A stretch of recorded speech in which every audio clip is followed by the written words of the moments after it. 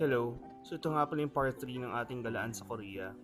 At for today's video, naisipan naman namin na magwaldas ng pera sa Myeongdong. Ang Myeongdong ay tinaguri ang shopping district ng Korea, pero marami ka rin makakain dito. At yan ang pagkakaabalahan natin for today. Napakaraming street food ang pwede mong matry dito at ikaw na nga lang talaga ang susuko. Kasagsagan nga rin pala ito ng tanghulo na sikat during this time sa Pilipinas. At syempre hindi naman tayo magpapahuli na tikman ito. Talaga namang napakasarap ng version nilang tanghulo dito sa Korea. Nakatatlo yata ako nito.